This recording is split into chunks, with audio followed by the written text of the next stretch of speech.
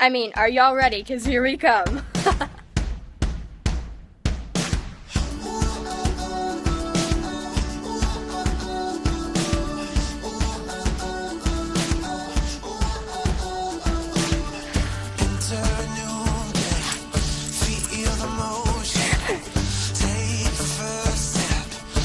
Welcome to our journey.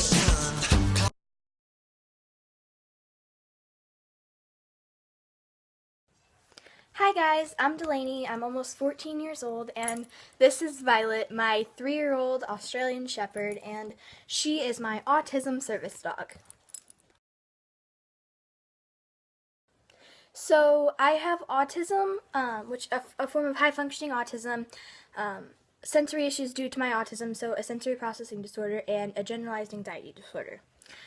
I was diagnosed with this when I was 8, and things were pretty hard for me up until I got Violet, and I got Vi when I was 11, so it was pretty much like my prime age when I was having a lot of my problems, and it was pretty difficult. I couldn't sleep in my own bed, in my own room, especially like in the dark or anything with my door shut.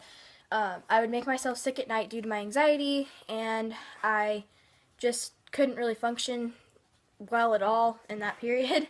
So it was pretty hard.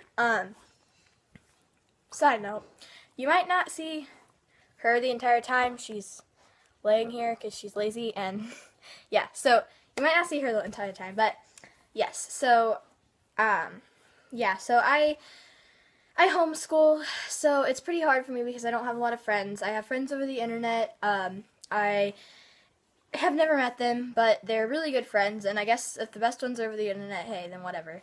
Um, I am planning to go back to public school this year. We're not quite sure yet, but I'm hoping to take Violet with me. They can't say no, but we really just want them to agree and be able to work with us on, like, when times to take her to the bathroom are and all of that stuff. So, I mean, it'll work out, I'm sure, but I would really like to go back to public school so I can kind of reestablish my independence now that I have her by my side, so that should be pretty good as well. Okay, so this section is about Violet.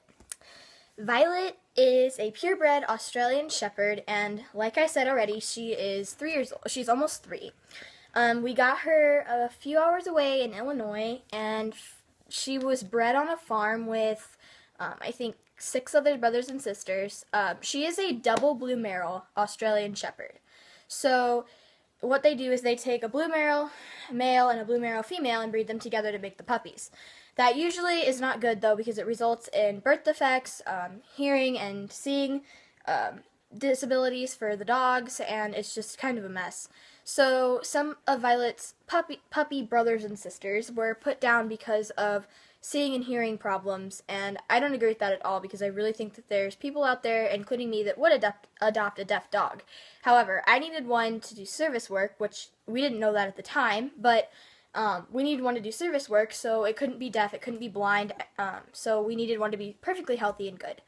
Violet and her sister had no seeing and hearing problems whatsoever, so she was one of 2 that was perfectly fine, and I couldn't have been more thankful because she's an amazing dog.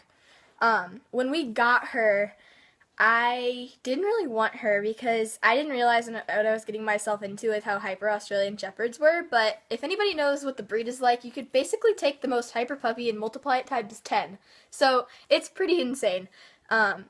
I didn't really want her because of how crazy she was. It really messed with me and made me more anxious than I already was.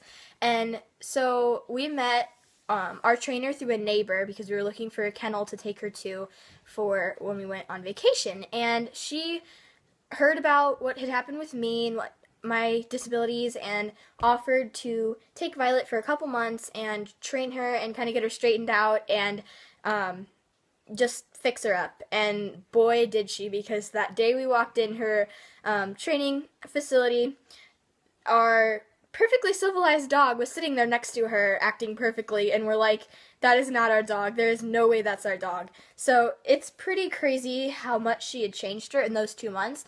And so for weeks after that, we would go to her training classes every week on one day a week and get exercises that we were supposed to do weekly when we weren't there. So like we would get to practice on sit and down stays on one week, and then we would practice it all week until we went back to our training thing. So it was pretty cool to be able to experience it with her. So she isn't owner trained, but she kind of is at the same time because I kind of did and went through her training with her, so it was pretty good. She is task trained. She does things for me that help me. She will retrieve water bottles out of the kitchen, out from any room in the house when I ask her to. She'll retrieve my shoes out of my closet. She will do panic attack response and deep pressure therapy. She will do a block in public if I get anxious or nervous or something. She will get in between me and the person or thing that's making me anxious and pretty much create a barrier for me to focus on. She will do like some, I guess you could say, counterbalance, because when I get dizzy, she'll kind of like let me lean on her, and she'll do she will do some pull work depending on like the situation. And then she will also do deep PT, so that's what she does, is deep pressure therapy. She does other tasks that I don't really consider like that mitigate my disability, but she does do tasks. So yes, she is task trained. She is also she passed her PAT test, she passed her AKC test, and her CGC test. So she has all of those. She is perfectly good for public access. She does amazing when we go to grocery stores. She goes to church with me, and she does pretty great for where she came from and what happened to her, and it's pretty amazing to see the transformation that happened with her. Say bye! Bye! Thanks for watching, guys. Bye. Okay. Okay.